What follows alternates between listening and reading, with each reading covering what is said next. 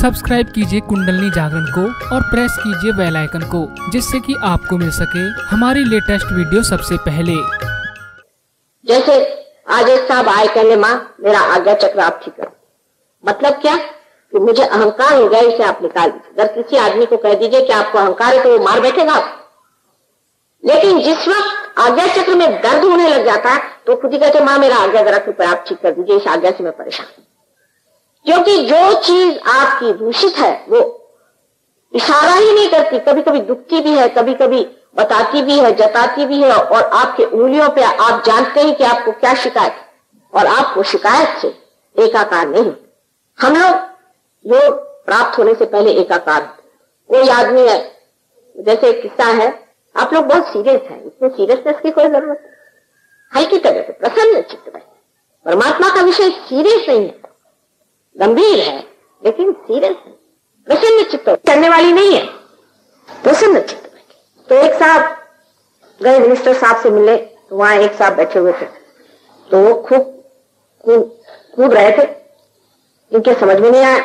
उनका साहब मतलब क्या, आपको हो क्या गया? कहले आपको पता नहीं मैं पिए हूं। का अच्छा मुझे नहीं पता था आप पिए हुए हैं, माफ कर दीजिए।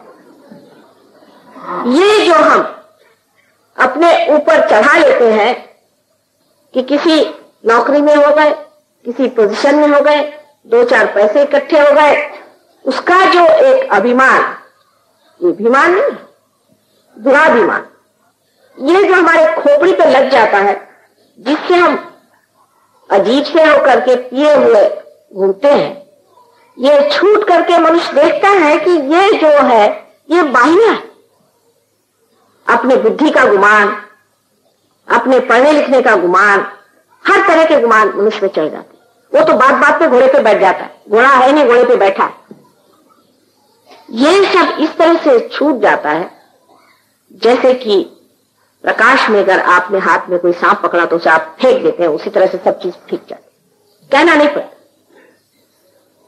लेकिन उसकी क्रिया क्या घटित होती है कि आज्ञा चक्र पे जब कुंडलिनी चढ़ती है और वहां की देवता जब जागृत होती है, तो ये देवता हमारे दोनों ही ईगो और सुपर ईगो, जिसे कि मनस और अहंकार कहते हैं, दोनों को ही आपस में खींच ले, शोषित कर। और यहां पर ब्रह्म रंग में तालु की जगह ऐसी जगह बन जाती है कि कुंडलिनी खट से बाहर चली जाए। उस वक्त हमारे हाथ बोलते हैं, हाथ कहते हैं कि हाँ कुंडलिनी पार कर गई। जो लोग पार हो जाते हैं वही महसूस कर सकते हैं यहाँ की ठंडी हवा, और जो नहीं होते उनको मुश्किल होता है ठंडी हवा महसूस करना। उसके बाद जब आपके किसी चक्र में दोष हो, अगर आपके विशुद्धि चक्र में दोष हो या अगर आपके नाभि चक्र में दोष हो, तो इन उंगलियों पे आप जान सकते हैं कि कहां पर हमारा दोष है। उसके बारे में आप सत्य जान सकते हैं। आप संसार की सारी बातों को जान सकते हैं। यहां बैठे बैठे आपके कोई रिश्तेदार हो, कोई हो, उनके बारे में आप जान सकते हैं, देश के बारे में जान सकते हैं, देश के नेताओं के बारे में जान सकते हैं, इलेक्शन के बारे में जान सकते हैं, चाहे जो भी जानना चाहे आप सब कुछ जान सकते हैं। लेकिन योग हो जाने के बाद मनुष्य का मन इन सब चीजों से हट करके परमात्मा की ओर लग जाता है। वो इन चीजों में उसको मजा नहीं आता। जब आपने से ऊंचा अमृत पी लिया, फिर किसी गंदगी का पानी पीना आप पसंद नहीं, वो चीज अच्छी नहीं, उसमें कोई मजा नहीं। सारी चीज जिसे कहते प्रायोरिटीज आपके एकदम बदल करके आप दूसरे ही आदमी हो जाते हैं, क्योंकि जिस चीज में मजा आता है वही होता है। एक शराबी को देखिए, मैं तो ज्यादा नहीं जानती शराबियों के बारे में, लेकिन मैंने देखा है कि जब वो शराब पीता है तो बराबर शाम होते ही उसको याद आ जाती है, और फिर दुनिया में कुछ भी हो रहा हो सब छोड़ छाड़ करके बैठ जाते हैं अपना मसनद लगा के। और यही हाल एक योगी जन का है। जब मस्ती में आ गए तो एक ताल वो उसी आनंद में डूबे रहते हैं, उसी शांति में समाये रहते हैं जो आत्मा की देन है। महाराष्ट्र के एक परिखारी कवि नामदेव, उनकी कविता है ग्रंथ साहब ने, गुरु नानक साहब ने बड़े प्रेम से मराठी ही भाषा में लिखी है। उसमें की एक कविता बहुत सुंदर है, जिसमें लिखा है कि एक छोटा बच्चा पतंग उड़ा रहा है।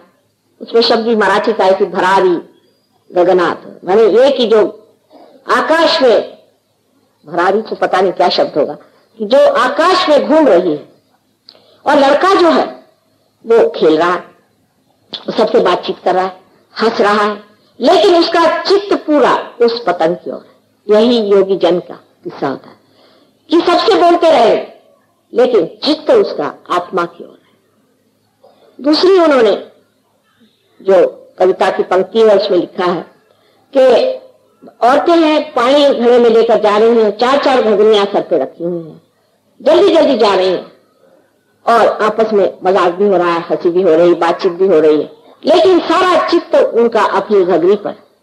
और तीसरा उन्होंने कहा कि एक माँ है अपने बच्चे को गोद में लेकर के सारा काम कर रही है, घर का सारा काम कर रही है, सारा संसार का वो काम कर रही है, लेकिन उसका चित्त पूरी समय अपने बच्चे पर।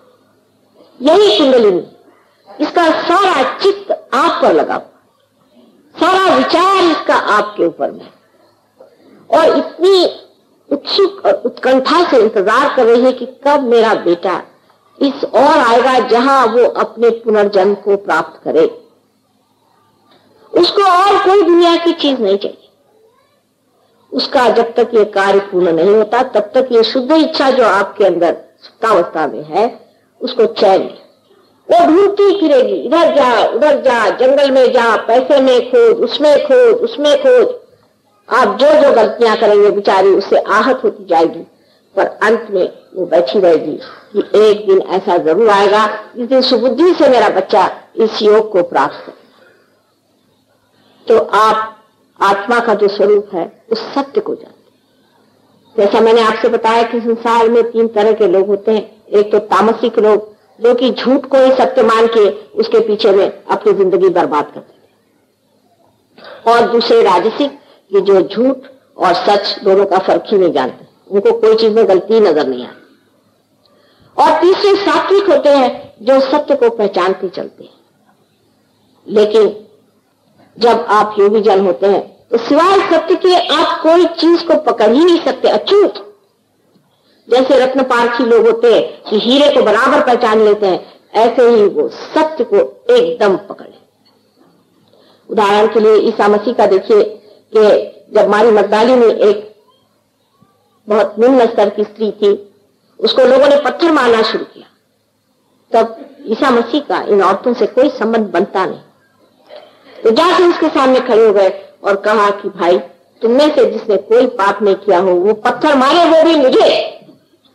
और सबके हाथ रुक गए, क्योंकि वो इस सत्य को जानते थे कि इस औरत ने जो भी गलती की है और जो भी इसने अपने जीवन का बुरा किया हुआ है वो सब परमात्मा क्षमा करने वाले हैं, वही शिक्षा देने वाले हैं, और हम मनुष्य उसको क्यों दोष लगा।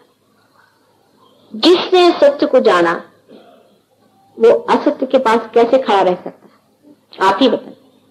अगर आपने प्रकाश में कोई चीज देख ली तब भी क्या आप खाई में कूदेंगे? जिस प्रकाश में आपने देख लिया कि इससे मेरा पूरा नुकसान होने वाला है, मुझे पूरी तरह से तकलीफ होने वाली है, फिर आप क्या ऐसा कहेंगे कि आप बैल मुझको मार? क्योंकि ये प्रकाश हमारे अंदर नहीं। इसीलिए रात दिन हम अपनी जिंदगी बर्बाद किए जा रहे हैं। कोई कहता है कि अपने देश की हालत ठीक हो जाएगी, आप पैसा दे दीजिए, 100 रुपया आप किसी को दीजिए, वो शराब के गुत्ते पे सीधा चला जाएगा। आप किसी को पोजीशन दीजिए,